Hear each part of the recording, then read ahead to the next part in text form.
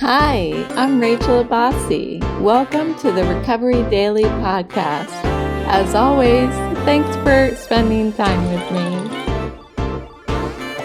Hey, we had a pretty cool topic in my morning meeting, so I wanted to talk about that. And it's the joyful discoveries in sobriety. But I thought, well, this initial experience that I had looking for the joys in my looking for figuring out what makes me happy when I first got sober. Turns out that it's the same experience, just as I have felt very much like my recovery experiences are parallel with sobriety and stroke recovery. It's the same thing that I had to do when I left my job in stroke recovery from being disabled when I medically retired. And I thought, this is a good topic for me to talk about. It's not only uplifting, it's something that, like, right now, present day, I have been waking up in the morning and trying to get a little more involved in the things that make me happy. And it's funny, I get into these phases where I know that if I paint this painting of my dog, yes, the same painting that I've been talking about for months, if I pick up the paintbrush and just start doing it without thinking, it's like the joy gets uncovered. And that's what I've been doing over the past couple days. What I've been doing is allotting like short periods of time to do some of these hobbies that I have. And instead of waiting for my wanter to be activated, I am picking up the paintbrush. I'm picking up the dictation device to write my book. I'm sitting in front of the sewing machine. And it's really been helping. And I think what has kickstarted this new feeling of wanting, this new feeling of doing before wanting, was the workshop that I told you I went to on Friday, which I get to go to again this Friday. It's for 4 weeks. And it was like I reminded myself in that workshop that for me, a lot of times the action has to come before the mindset comes. That was something that came up in the workshop is somebody mentioned like, well, isn't joy just like a state of mind? And I thought, but how do you get there? How do you get to that state of mind? Because it's not like I can just, um, as much as I talk about how we can choose our feelings, like choose our, I'm not stating that the right way, but as much as I always talk about like choosing happiness and stuff, um, for a lot of times for me, the way that I make that choice is actually I'm choosing to do the action that leads to happiness. So that's what I wanted to talk about today is what that experience has been like for me. So I was reminded this morning what it was like in early sobriety for my understanding of what I can do with this body and mind of mine, how it drastically and powerfully, drastically sounds negative, powerfully shifted. Um, I was so afraid when I quit drinking and before I quit drinking that life wasn't going to be fun anymore. I thought that the alcohol was what was adding that that happiness to my life. But what it was actually doing was stealing time away from me. I realized how much time I spent just sitting. I didn't even have to have the TV on or anything. I could just sit in a room by myself with nothing going on and drink and be totally content. Um, I felt like in my naivety, I guess, that I was present. I was being present in my life, but what I was doing was escaping my life. That cycle of drinking just kept me in this. It's like what I was thinking was omnipresent, but it's the opposite of omnipresent. I was like constantly not present. Um, when I took that drink away, I realized that I was living on this alternative existence where I wasn't actually present at all. Suddenly I had time. Suddenly I had evenings and mornings and weekends and this mental space that needed to be filled. And I didn't know how to do that because I wasn't used to planning my life. I was planning my drinking. So when I removed the drink, I started discovering what I was capable of. What always makes me laugh is around this time, the song Your Body is a Wonderland came out. I've mentioned this before, but it was a popular song during that time that I got sober, or it was before I got sober, but it was right around that time. And so I've mentioned that when I stopped drinking, I started exercising. And that exercising, as much as I wanted to run, I was not capable of running. My brain was in a fog. The permanent fog that I live in now, that's what it felt like in early sobriety when I attempted to go outside and go running with my friend.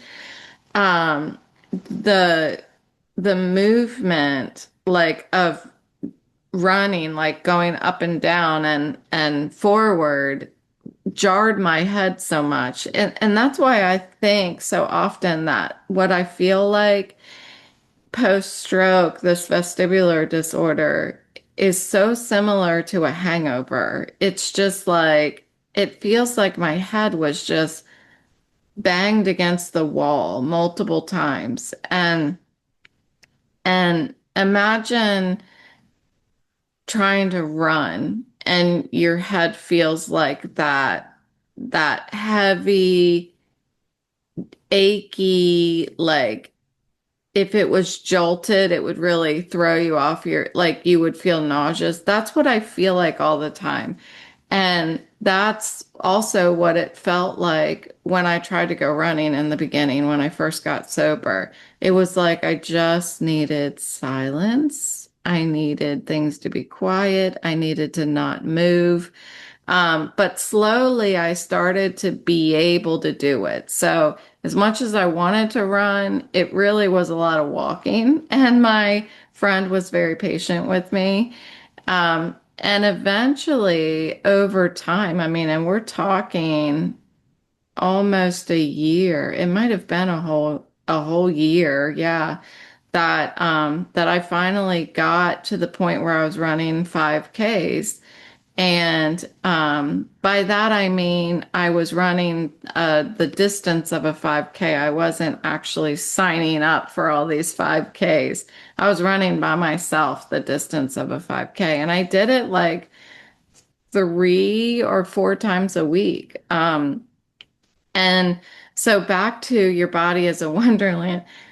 I When I started feeling that high from running, like when it shifted from being just pure torture to enjoyment, that song came to mind. And I know that's not what the song is about, but that's how I felt that our bodies, I realized that our bodies are something to be cherished. Like it's something to celebrate and not to use and not abuse.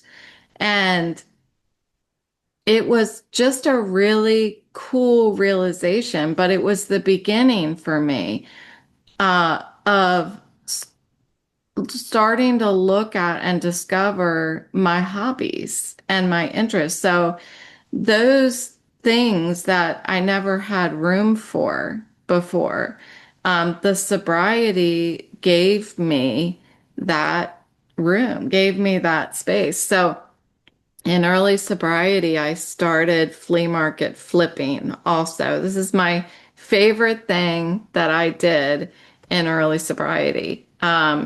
If any of you have watched Flea Market Flip, Flea Market Flip? Yeah, Flea Market Flip. It was my favorite. It was one of my favorite shows to watch. Today it wouldn't do me any good because it was the watching that I enjoyed. But I would go to like I'd watch the show like a marathon marathon of the show, and then I would go out on a Saturday morning to a flea market in Charlestown, West Virginia, which is where I was living. And I would buy like an old crappy piece of furniture and I would bring it home. And I remember my mom coming with me once. And this was when I found this old-fashioned baby closet and it was looking rough. I mean, it looked like it was raining outside, so it was getting rained on, and it looked like that wasn't the first rain that it had gone through. And it was like leaning on its side because part of the bottom feet was broken off, and the guy was selling it for like $5 or something like that. And he was looking at me like I was crazy for buying it.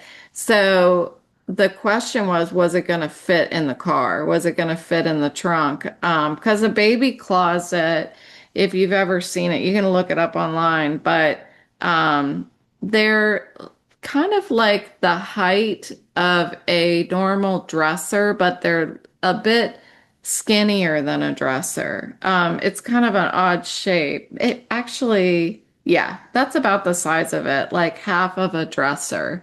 Um, and it has like a cabinet. And if you open the cabinet, there were drawers inside. So it was like this terrible gray paint. It wasn't even paint. It was like a spackly kind of nastiness on the outside of it. Anyway, what I did, I took it home. We fit it in the car. I took it home and I sanded it down. And it turns out that that nasty paint, spackling crap that was on the outside of it was protecting the wood in the rain. And what I sanded down to was this beautiful wood. And so I ended up decoupaging the inside of the cabinet with newspaper clippings, and I stained the wood on the outside, and I bought some really cheap spoons, like little teaspoons that I could bend into hooks. And I drilled those into the inside of the cabinet, and you could hang your teacups on it, like coffee cups, on those. And I turned it into a coffee bar. And it was a great experience. I got to take this thing that was likely going to be trashed and discarded and destroyed, and I turned it into something beautiful. And I kept that in my dining room for years. It was such a great reminder of what I am capable of. Um, And over the years, that's the that's the best, I think, flea market flip that I did, but I've done several. And today I actually have an old trunk and an old sewing machine in its table out in the garage because that's my summer flea market flip that I'm going to do.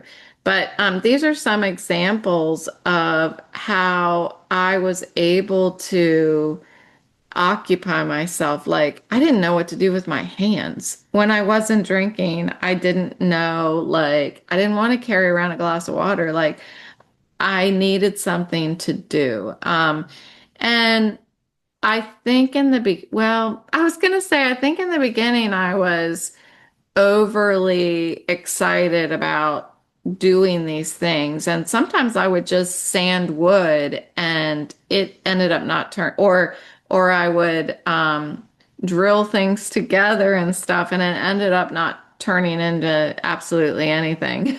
But I was trying, like I was discovering that I could actually have fun without drinking. That lie that alcohol was telling me was that life was never going to be fun again. That all the joy and connection and confidence in myself was going to go away. When I took away the drink, I wasn't going to have anything left. And instead, I was proven very wrong, that I learned more about my own authenticity. Like, I learned about who I am and how, I mean, even my thinking changed. I I began to understand the crazy that I used to be so absorbed in. I began to understand like the self-absorbed, um, obsessive thinking where I was not present because I was in my head. You know how I say all the time, I want to, like, my mind needs to be where my feet are because I was constantly mentally checking out. Um, and without the alcohol, I was present. I was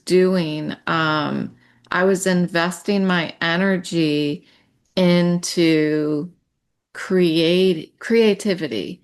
And that has been my savior in stroke recovery as well. And that's what I was hoping that this discussion is it called a discussion when it's just me? I was hoping that this episode was going to lead me to that, lead me to how that experience of discovering what to do with my time and sobriety is exactly what helped me figure out what to do with my time in medical retirement. Um, Instead of constantly trying to perform for others, as I was doing in my career for so long, I was starting in stroke recovery and it took me a lot longer in stroke recovery to get here because I kept being in denial that I should be able to keep working, and that's for a different episode that I've talked about before, and I'm sure I'll talk about again. But finally getting to the point where I'm participating in my life, I'm not trying to outperform other people, and I'm doing these creative things for myself. Um, Before sobriety, I was abusing my body. I was I was trying to escape. I was trying to numb. I was trying to punish myself for sure. And sometimes I forget about that I was so sick that I was punishing myself for what I had done, what I was thinking, like who I was. I was punishing myself. I didn't think I deserved to be happy. I didn't think I deserved to be happy, so I starved myself. I mean, this is the unhealthy obsessions that I had that were happening just between my ears. I was starving myself to punish myself. That's how bad it got. And I was drinking. My drinking was the only liquid or food that I was putting in my body. At the middle of the night, I would grab a Totino's pizza and I would eat that. In the mornings, I would have a couple bites of bread and a couple bites of an apple, because my body needed it. And it was just, I can, I can put myself there and feel the, the utter emptiness and fear and just straight up survival mode that I was living in. Um, my poor body, I mean, that is why some of us die because we don't find the solution. We don't know that there's another way, that we can, if we put down the drink, that we can stop abusing our body and actually use it for good and feel good. And my husband says all the time, like what we put in our body affects our mental, our state of mind. And that I believe is what was happening to me. I wasn't putting anything nutritious into my body.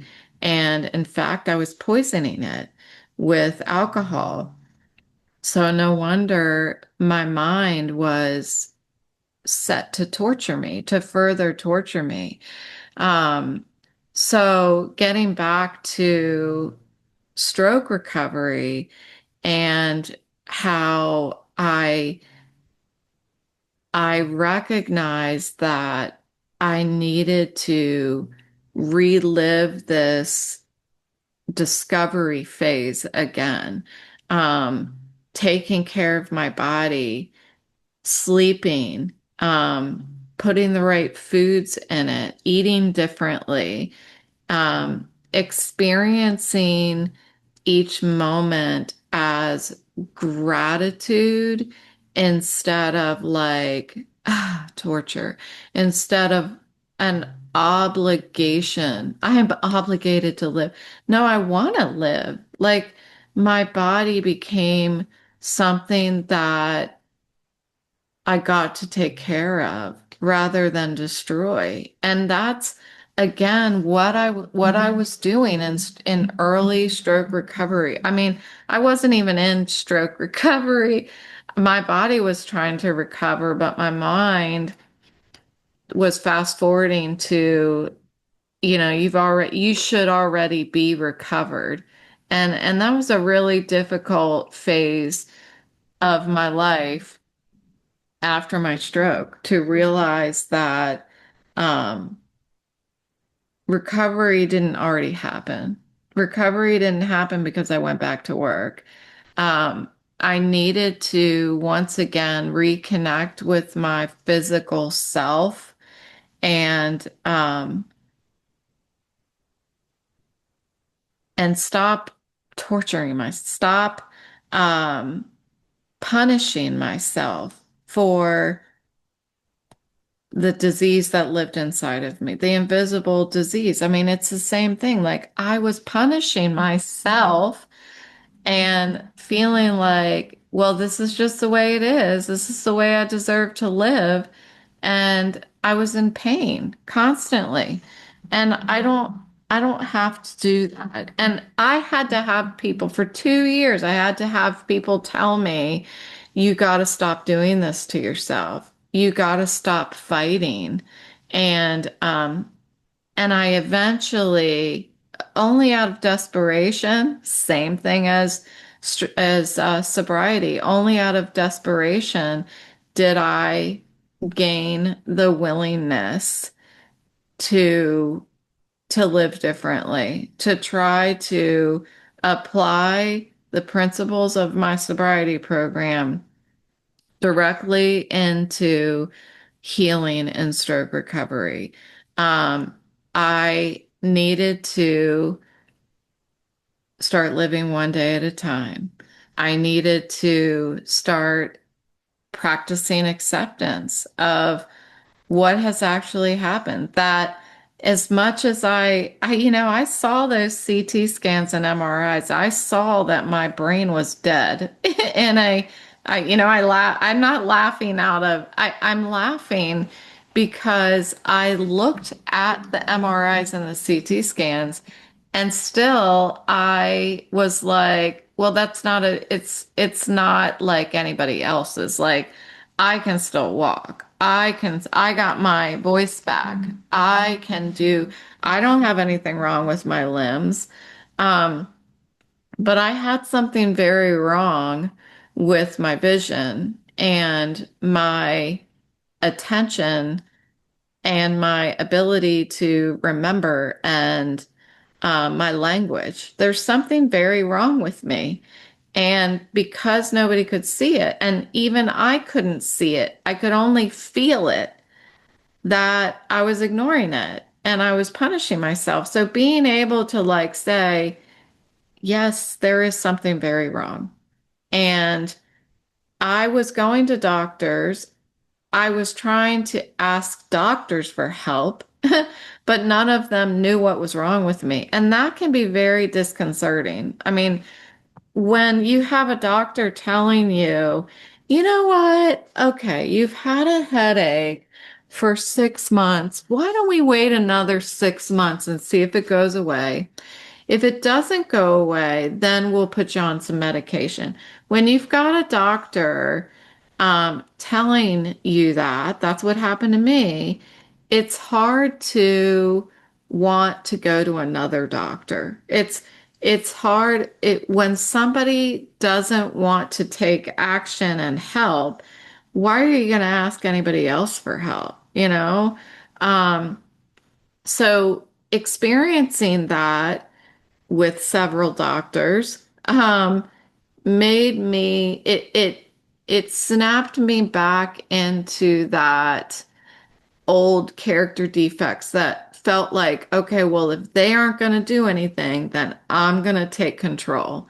And so after 2 years of this and continuing to get worse and finally getting to the point of what I call breaking myself because I was doing things the way that I used to, thinking that I could and I couldn't. And I just got to this debilitating pain where I couldn't even use my eyes. I mean, I had to shut them. I couldn't use them. They hurt. It hurt so bad to use my eyes, like excruciating pain that I reached the point of desperation again.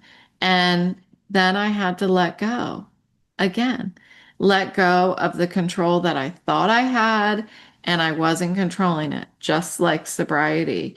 And I had to start practicing an enormous amount of patience because I was going to continue to present myself to doctors, and they were going to continue to tell me that they didn't know what was wrong with me. Nobody, to this day, nobody claims that they know why I had a stroke. And I have been pretty adamant over the past 5 years since I had my stroke that, well, let's look at the fact that I had my first Pfizer vaccine and I got a stroke. Sorry, I got a clot in my arm the next day. And no, I should say 2 days later. And that clot moved from the inside of my elbow up to my shoulder and was so excruciatingly painful that I had to go to the emergency room. They recognized that the clot was not in a deep vein, so I was not in at risk for a stroke. So I just needed to put a heating pad on it and like they say, rub some dirt on it and walk it off. That's pretty much what ER told me to do. And then 21 days later, I think that's how long you have to wait till your second vaccine. I got my second Pfizer vaccine, and 7 days later, I had a stroke. And when I shared this with the doctors, they all told me that is not why you had a stroke, you know? So we know our bodies better than anyone. I'm telling you. Yeah, I probably had the perfect storm. I was on birth control. Um, and I have a blood disorder, I guess it's called factor five Leiden. But up until that point, I had been living a very active, um, life. There wasn't anything wrong with me. There really wasn't anything. The only thing that was wrong with me was between my ears. I didn't have any issues with headaches. I never had, um, when I was drinking, I had ocular migraines with aura. And that stopped when I stopped drinking.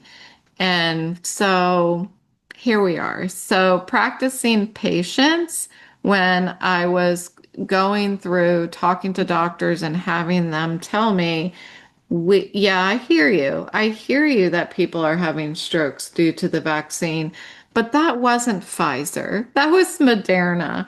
You know, it was very frustrating. So continuing on pushing forward despite the fear that I had inside of me that I was going to have another stroke, finding gratitude even in the most difficult circumstances in my life, recording these podcasts early on and crying. I was crying to you guys. I was so scared and hopeless, and still somehow through tears finding gratitude that I was still alive, that somehow this was going to somehow my life was still going to move forward, even though I didn't have any idea how it was going to happen joyfully. Being open and willing has become an essential part of stroke recovery. And I learned how to be open and willing in sobriety. So that same mindset that has kept me sober has helped me navigate, survive emotionally the massive life changes that I've experienced. My sobriety has taught me adaptability. I didn't know that that's what was happening. I didn't know that as I was going through it, as I was sitting in on my front porch. I don't know, maybe I knew, maybe I didn't know, but I knew what I needed to do. And I needed to take the next step. I needed to do the next right thing. And the next right thing for me was to use what I had left, use the part of my body that I still had left. And what stood out to me the most, because when I was having my stroke, I had aphasia, was that I had my voice. I still had my voice. Um, so that's where it started. And I used my voice to start this podcast. And over time, I started to discover what parts of me I still have left physically after my stroke. It's the same experience. It's the same process as sobriety. Like when I got sober, I discovered, well, I have time. That's what I have left. I have time. So I started to fill my time with new things. Um, I started to fill my time with exercising, with walking. And in stroke recovery, I started to fill my time with painting and it has just exploded since then. I taught myself how to crochet, how to embroider, how to sew, how to quilt, how to I have a secret project that I have not yet told you all about it, but I will tell you about it. It's going swimmingly. I didn't actually tell you about it because I was afraid it wasn't going to work well. It wasn't going to work, and I didn't know how long it was going to take. So I've been keeping it a secret, but I will tell you now because I'm about halfway, I would say about halfway done. So I'll tell you what it is. I have been customizing my closet using cardboard boxes. I know. I'm crazy. I'm crazy. So we've been saving all of our cardboard boxes. My husband doesn't even know. I've been saving all of our like Amazon cardboard boxes and I've been cutting them to size and gluing them together to make shelves and then wrapping them with contact paper that looks like um, that gray weathered wood and customizing my closet. So I expanded my shoe rack. I've expanded my this miscellaneous kind of shelving unit that I have that has drawers. I created that so that these drawers that I had are just like containers with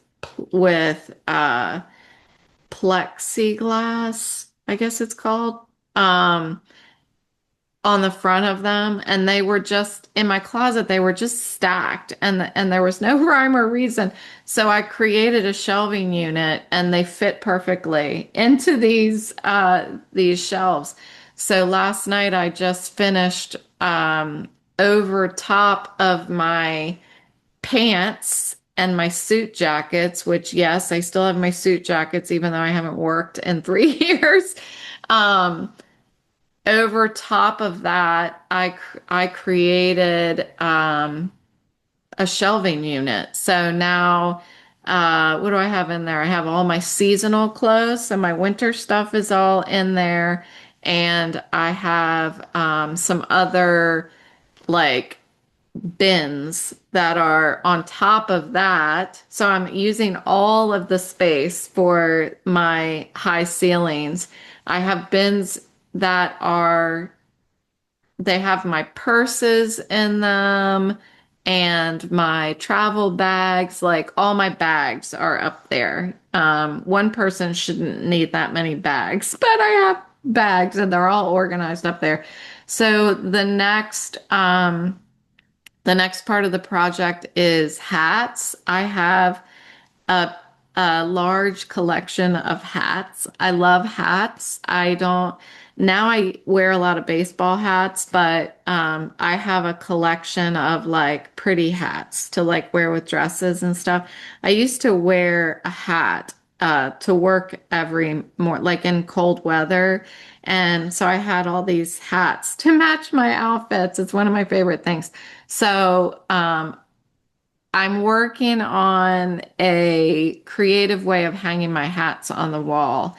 And it is funny. I'm not going to share that one because I'm not sure if it's going to work, but I think it will. And so I'm working on my hats. And then the final part of the project is going to be organizing all my sweaters.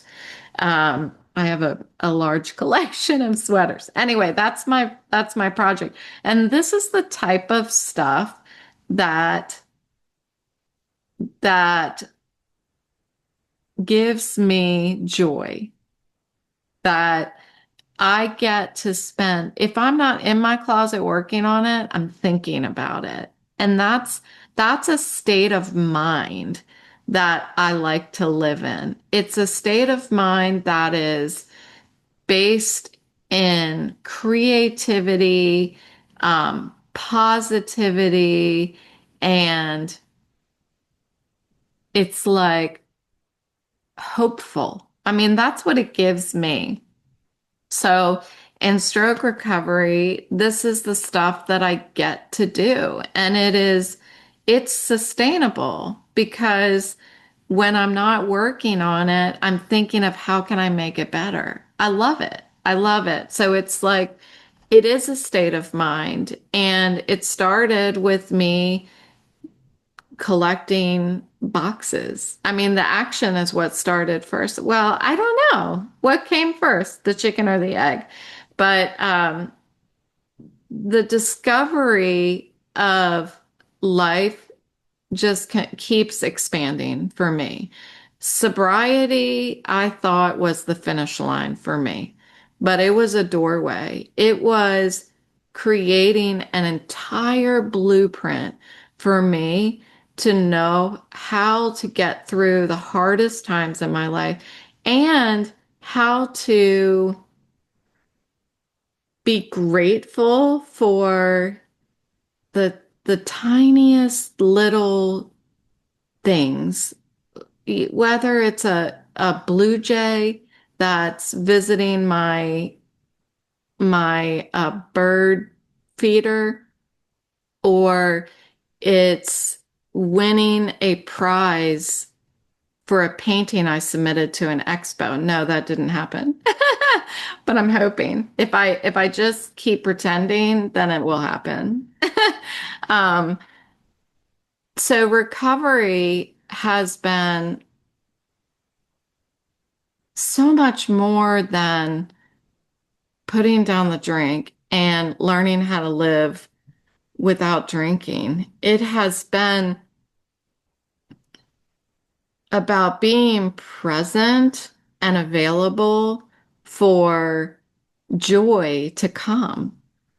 It's not looking for joy. That's what I thought that I was doing. And I think that's why I say that so much is, and I'll even correct myself if I say I've found joy, because I feel very much like it is something that it's a state of mind that I can get to if I